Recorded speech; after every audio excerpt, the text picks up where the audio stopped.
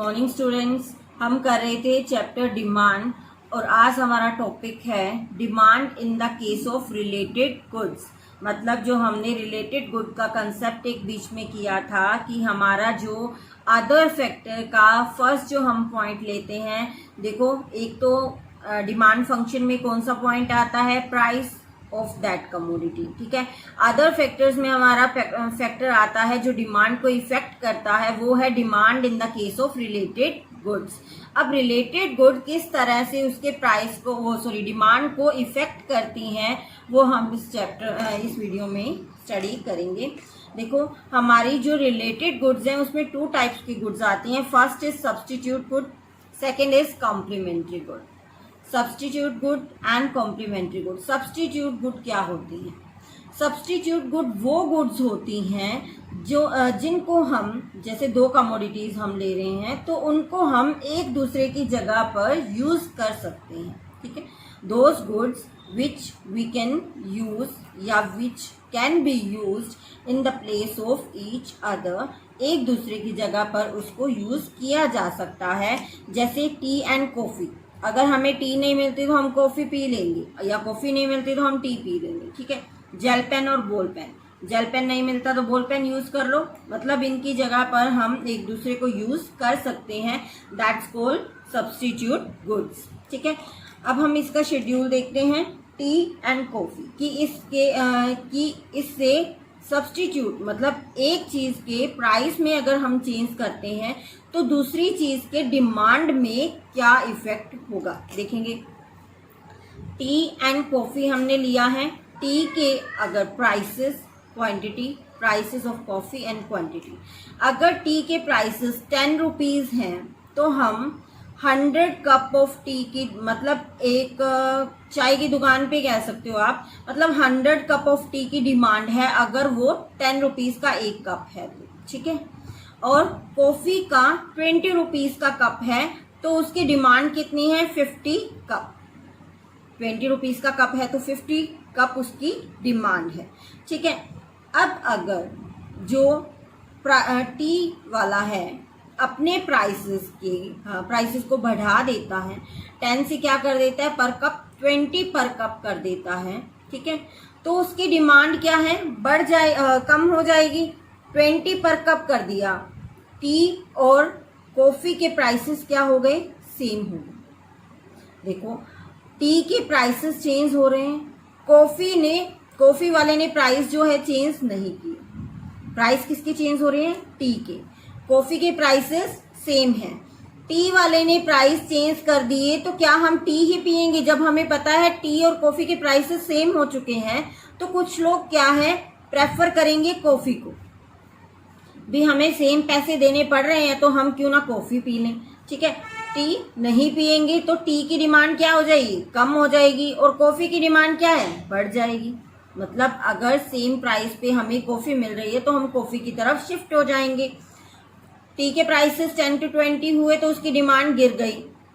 Coffee के prices same थे लेकिन टी वाले जो कस्टमर थे वो कॉफी की तरफ शिफ्ट हो गए। क्यों हो गए? क्योंकि टी के प्राइसेस बढ़ गए थे।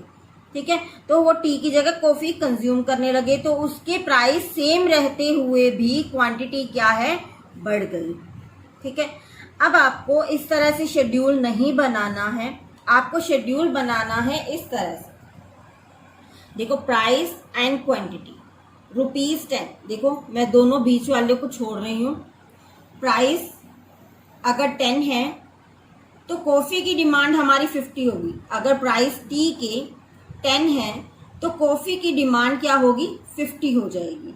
अगर प्राइस बढ़ जाते हैं टी के, ₹20 हो जाता है तो कॉफी की डिमांड जो है 100 हो जाएगी, क्योंकि टी के प्राइसेस बढ़ गए इसलिए कॉफी की डिमांड जो है बढ़ जाएगी।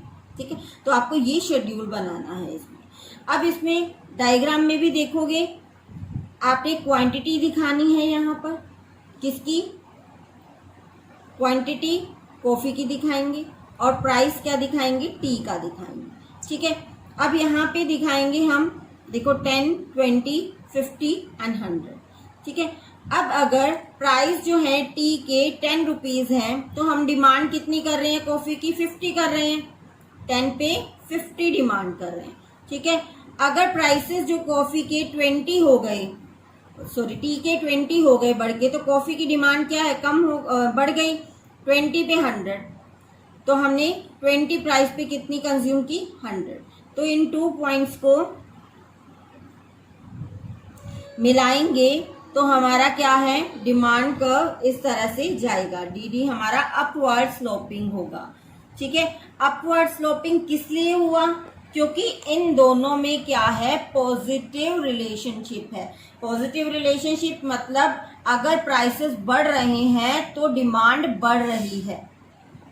सब्स्टिट्यूट गुड के केस में अगर एक चीज के प्राइस, एक कमोडिटी के प्राइस बढ़ते हैं तो जो सब्स्टिट्यूट कमोडिटी होगी उसकी डिमांड बढ़ जाएगी। लेकिन लॉ ऑफ डिमांड क्या कहता है कि एक के प्राइस बढ़ गए तो उसकी डिमांड क्या है, कम हो जाती है, ठीक है। लेकिन सब्स्टिट्यूट के केस में हमारा उल्टा हो जाता है, मतलब प्राइस अगर एक कमोडिटी के इंक्रीज होते हैं तो सब्स्टिट्यूट गुड के क्वांटिटी जो डिमांडेड होती है वो बढ़ जाती है, ठीक है। इसी रीजन की वजह से ये वाला जो डिमांड कर्व होता है सब्स्टिट्यूट गुड के केस में वो अपवर्ड स्लोपिंग होता है। नहीं तो लास्ट वीडियो में हमने किया था लॉ ऑफ डिमांड में कि जो डिमांड कर्व होता है वो डाउनवर्ड स्लोपिंग होता है, लेकिन सब्स्टिट्यूट के गुड के केस में हमारा जो डिमांड कर्व होगा वो अपवर्ड होगा। क्यों होगा, क्योंकि इनमें क्या होगा, पॉजिटिव रिलेशन होगा, ठीक है। प्राइस और क्वांटिटी डिमांडेड में पॉजिटिव रिलेशन होगा, ठीक है। Second is complementary goods. Complementary goods वो गुड्स होती हैं जो ज्वाइंटली यूज की जाती हैं या कॉम्बिनेशन में यूज की जाती हैं। Those goods which are used jointly और इन कॉम्बिनेशन, मीन्स जैसे car and petrol. Car petrol के बिना नहीं चलती, या फिर कार या कोई भी आपके पास व्हीकल नहीं है तो पेट्रोल क्या करोगे, ठीक है। दोनों को कॉम्बिनेशन में ही आप यूज कर सकते हो।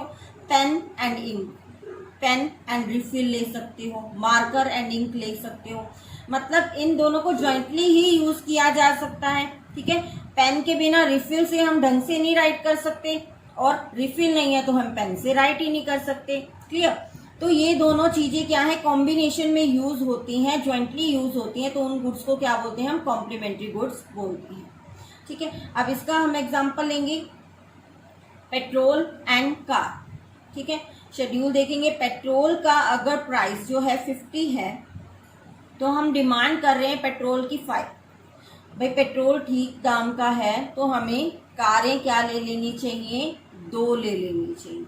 एक कार 5 लाख की है तो हमें कारें क्या है, 2 ले लेनी चाहिए। अगर पेट्रोल के दाम ठीक है तो हम 2 कार अफोर्ड कर सकते हैं, चला लेंगे, ठीक है।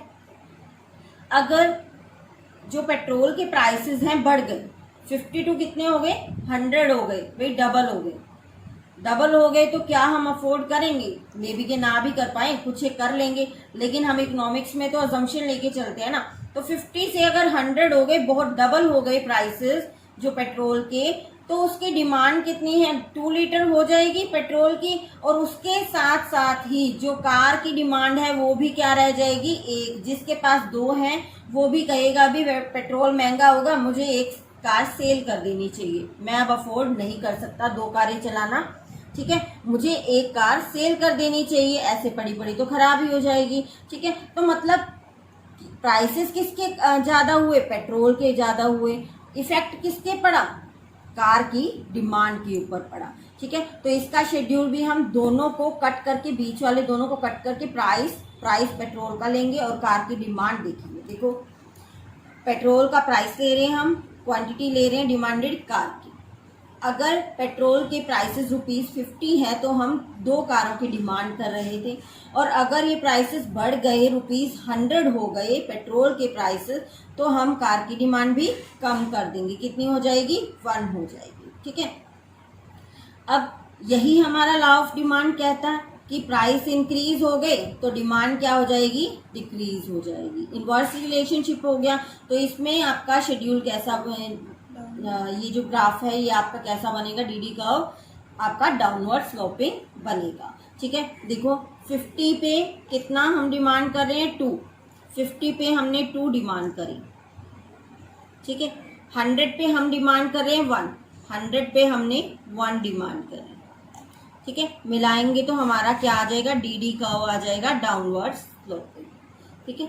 तो ये डाउनवर्ड स्लोपिंग होगा हमारा डी कर्व, क्योंकि प्राइस और क्वांटिटी में अपोजिट रिलेशनशिप है, इनवर्स रिलेशनशिप है, इस वजह से क्या है, डाउनवर्ड स्लोपिंग आया है। अगर पॉजिटिव रिलेशन होता है तो अपवर्ड स्लोपिंग चाहिए, ठीक है।